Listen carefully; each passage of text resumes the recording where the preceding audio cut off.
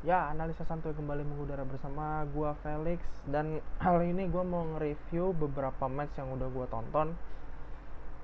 Gua sebisa mungkin akan fair ya. Jadi setiap benua gua udah nonton, teruntuk Asia, tapi gua nontonnya untuk yang teman-teman kita yang main di luar negeri nih dari Indonesia, sama beberapa big match ya.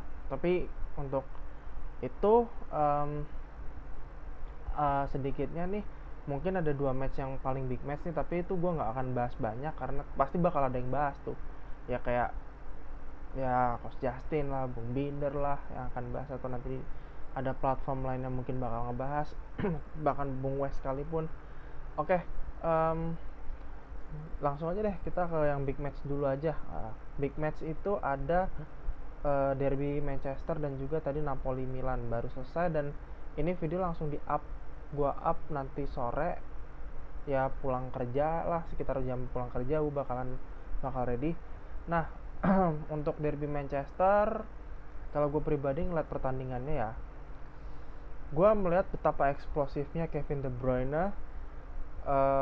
Bener-bener itu dia bener-bener ngacak-ngacak pertahanannya MU, dan itu juga berkat ya, balik lagi ya, that's the tiki taka tipikalnya Pep Guardiola yang berhasil membuat membuat kocar kacir pertahanan MU. Di situ backnya juga nggak banyak bisa melakukan pergerakan, dan hanya De Gea yang benar-benar harus bekerja keras di lini belakang. Dua brace De Bruyne itu berkat peluang spekulatif dia, benar-benar semua usaha MU untuk mempertahankan bola dari serangan City itu sia-sia banget di babak pertama berkat dua golnya De Bruyne, dan cuman dibalas satu gol dari tendangan yang bener-bener sudut matinya Jadon Sancho, yang gue bilang ya nggak terlalu impresif juga sih memang, tapi at least Sancho sudah menunjukkan kesempatan bermainnya, dia dapat panggungnya juga sekarang semenjak kita tahu kasusnya Greenwood. Sancho mulai dipercaya Rangnick dan seterusnya, apalagi Rangnick tahu dia lulusannya Jerman, jadi dia bisa ngembangin potensi yang lulusan Jerman ini sebaik apa. Dan di babak kedua pun Riyad Mahrez ngebuat brace. Yang konyolnya lagi, gol keduanya itu, yang gol terakhirnya City itu juga karena tendangannya itu harusnya offside, tapi akhirnya dinyatakan onside lewat VAR. Tapi nih kena kebentur wajahnya De Gea, itu gue bilang bener-bener itu gol, bener-bener De Gea ditabok abis, itu ditampol abis, bahwa membuktikan ternyata pertahanan MU bener-bener sangat rapuh banget. Kalau nggak ada Harry Maguire, kalau nggak ada Luke Shaw, tadi Luke Shaw main ya, tapi gue nggak sempet. Tapi nggak ada Harry Maguire tuh bener-bener ngaruh banget sih. Pertahanan mereka bener-bener sangat sangat dibombardir. Jadi ini sangat menyedihkan juga ya untuk tim MU yang sok mau defense dengan absennya Ronaldo, mau sok coba main defense, ternyata mereka digempur juga sama tiki takanya Pep Guardiola. Makanya kan dibilang jangan pernah coba ngedefense melawan tim yang ada anti teorinya kayak Pep Guardiola. Oke, itu cukup. Sekarang kita ke Napoli Milan. Kalau Napoli Milan yang baru gue tonton, ini udah tahu ya, bener-bener ini magnet. Ini bener-bener magnet tarik menarik banget ya, magnet tarik menarik, dimana Spalletti yang bener-bener biasanya parkir bis ngincer counter attack, ada beberapa usahanya yang buat oleh Victor Osimhen tapi gagal terus. Bahkan gue yang lihat terakhir tuh, pada saat peluang terakhir Osimhen, dia harus terlibat sedikit friksi dengan Theo Hernandez. Sementara di Milan sendiri, kalau gue melihat dari cara mainnya mereka, bener-bener ya Milan dengan gerasak gerusuknya dan eksplosifnya. Cuman ya satu gol, I think untuk permainan segerasak gerusuk itu, gue bilang cuman dapat satu gol itu ya artinya membuktikan bahwa ternyata mereka memang sangat kesulitan kalau terus mengandalkan pemain sekelas Giroud dan Ibra yang sudah kepala tiga.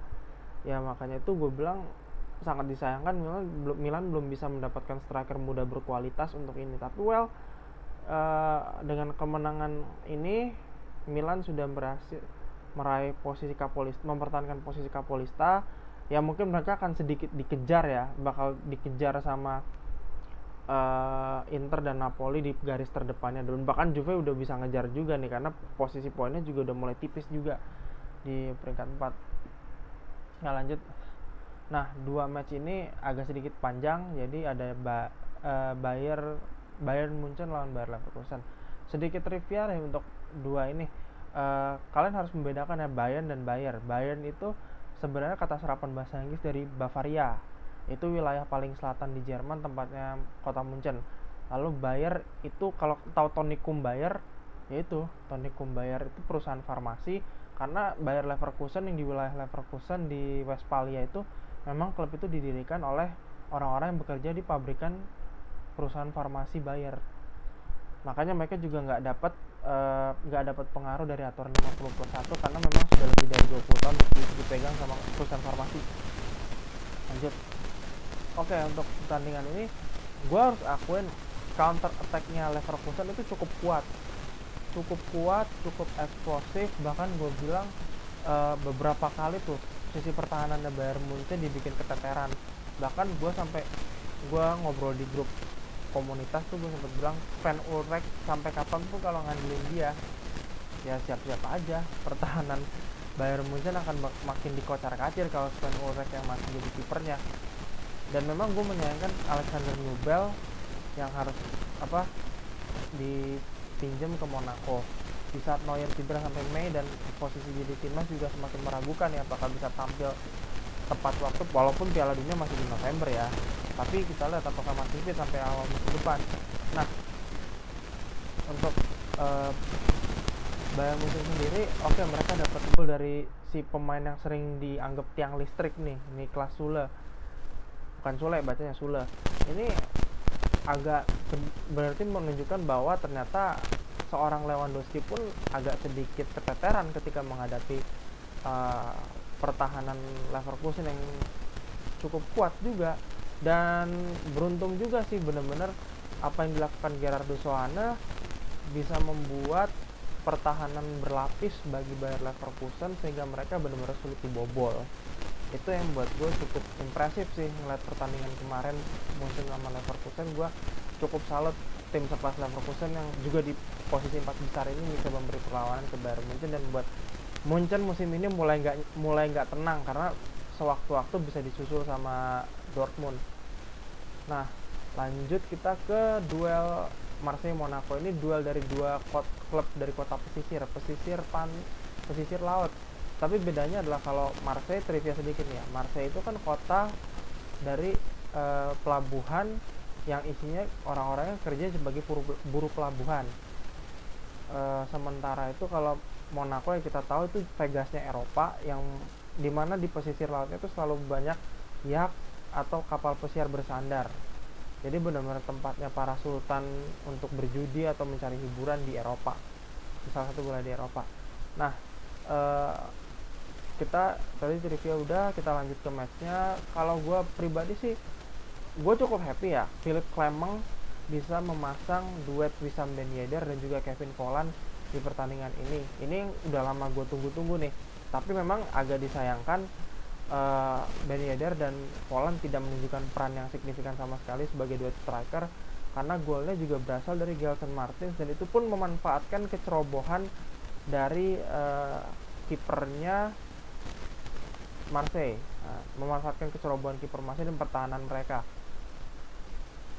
Setelah itu pun gue juga ngeliat beberapa kali Matt Guendouzi, Arkadiusz Milik, mereka tuh bener-bener gak bisa berbuat apa-apa. Mereka udah mencoba beberapa kali melakukan serangan, tapi bener-bener gak bisa melewati pertahanan kuat dari Monaco. Dan juga bahkan di babak kedua pun masuknya Bamba Dieng gantiin Cedric Bakambu aja tidak memberi pengaruh signifikan, malah membuat terjadi downgrade di Marseille dalam hal serangan. Mereka lebih banyak menunggu, lebih banyak menggunakan long ball, sehingga secara teknis ya bisa dibilang mereka udah benar-benar seagresif apapun yang dilakukan oleh Jorge Sampaoli, akhirnya benar-benar mereka keteteran sama pragmatis yang dilakukan Philipp Clement. Dan dengan hasil ini Monaco sejajar dengan klub gue Lyon 41 poinnya, sejajar poinnya itu 41. Sementara Marseille walaupun kalah ini mereka belum bisa digusur juga, tapi peluang untuk Monaco naik ke zona Eropa itu sudah semakin sedikit kelihatan lah, karena jaraknya kan udah tinggal 6 poin nih, masih ada peluang lah, dan masih ada sekitar 11 pertandingan sisa di 11 journey di Ligue 1. Tadi itu pembahasan dari Eropa, sekarang gua mau bahas di Asia. Nah, Asia ini di Liga KM ya, bukan kilometer, tapi ini Korea Malaysia. Di Korea Malaysia ini ada satu yang di Korea Asnawi, dua di Malaysia itu ada di divisi satunya di Liga Super Malaysia ada si Sadil Ramdhani di Sabah, lalu ada Natal Siringgo-Ringgo di Kelantan. Gue coba bahas sedikit, bahas masing-masing ya. Untuk Asnawi ini dua pertandingan Ansan sangat mengecewakan, gue bilang sih. Yang terakhir lawan Seoul Ilan itu benar-benar kelihatan banget mereka nih belum benar-benar padu, apalagi memang ini maklum masih awal musim, tapi benar-benar kelihatan nggak ada permainan yang padu. Lalu kemudian yang menjadi pertanyaan dan yang jadi teriakan para netizen ini adalah kenapa Asnawi hanya main di babak kedua dan bahkan di pertandingan kedua pun tidak diturunkan. Ini yang membuat banyak yang mencecar, menghina pelatihnya. Kenapa Asnawi nggak dipasang, Asnawi nggak dipasang? Men, Asnawi tuh punya sedikit kelemahan. Dia posisi aslinya kan DM, sementara dia ditransformasi jadi right back. Ini kasus yang sama kayak Joshua Kimmich, dari aslinya DM dia ditransformasi ke right back. Yang jadi problem di sini adalah secara visi, secara teknis sebenarnya bagus, tapi untuk ngelakuin crossing dan main kecepatan Asnawi itu masih agak kurang. Itu yang dipermasalahkan juga di sini, dan gua melihat ini mungkin pelatih baru ya, ini kan Ansan punya pelatih baru nih, kayaknya mungkin pelatih Ansan ini mencoba untuk melihat apa nih yang mau dilakukan oleh Asnawi nih, padahal dan dia mau dipindah posisi lagi katanya sih, cuman gue berharap sih jangan sampai dipindah. Gue lebih senang ngeliat dia di posisi bek kanan untuk saat ini. Itu aja sih kalau dari Asnawi, dan tolong banget jangan sampai pelatihnya dihina di YouTube-nya K-League lah atau di sosmed, karena tolong dong, kita gak boleh bikin malu sebagai bangsa Indonesia. Kita mendukung sewajarnya. Kalau memang dia belum dikasih main, sabar aja, semua ada prosesnya kok, gak gampang juga. Apalagi nih Korea levelnya udah satu level di atas kita untuk di zona Asia. Jadi ya tolong bersabar aja buat teman-teman, jangan sampai menghina klubnya atau pelatihnya, karena ini akan berimbas pada tekanan juga untuk Asnawi, karena kalian memberi ekspektasinya nanti berlebihan. Nah, kita ke yang tetangga kita nih, Malaysia. Liga Malaysia ada dua kan yang main di beda divisi, ada dari Sabah, Sadil Ramdhani. Intinya gini, pada saat kemarin Sabah melawan partai pembukanya, yaitu partai pembukanya Sabah lawan kemarin siapa, sebentar gue cek dulu. Sabah itu terakhir lawan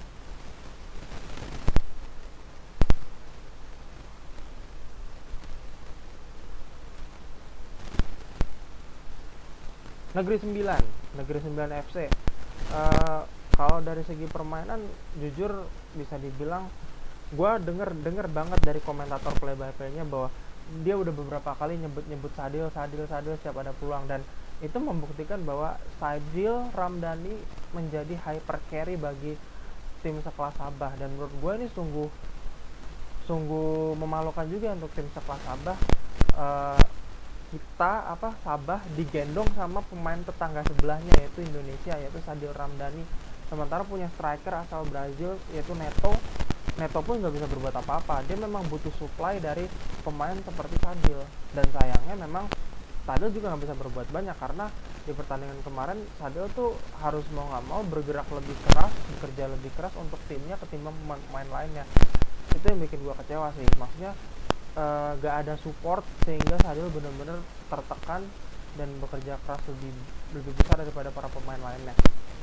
Nah, kalau untuk JDT 2 lawan Kelantan, timnya Nathanael Siringgo-Ringgo nih, golnya Nathanael Siringgo-Ringgo ini berasal dari hasil counter attack cepatnya ya, dan gue cukup impresi dengan permainannya Nathanael Siringgo-Ringgo untuk ukuran Liga Malaysia. Dia udah cukup lumayan, dan kemarin juga sebenarnya hampir kalah juga sih, karena JDT juga ngejar ketinggalan juga, dan gue akun JDT bener-bener mainnya ngepres, bener-bener nunggu banget kita bakal hancur.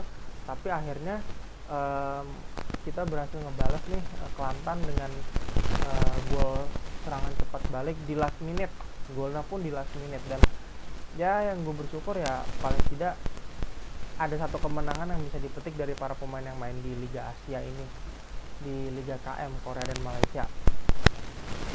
Nah untuk itu sementara udah cukup, dan gue usahain nanti kalau bisa nonton yang Amerika, gue nonton yang Amerika, mungkin MLS atau Liga Brazil atau Liga Argentina yang sedapatnya gue bisa nonton, bisa gue bahas. Tapi untuk nanti next week gue akan nge-review PCL, Copa Libertadores, Champions League, Europa League, dan Conference League. Gue usahain sebisa mungkin gue bisa nge-review pertandingannya sebanyak mungkin buat kalian. Dan kalau kalian punya komen atau saran atau kritik, silahkan aja nanti di komen di bawah. Jangan lupa untuk subscribe, comment, dan share. Thanks for watching. Ciao.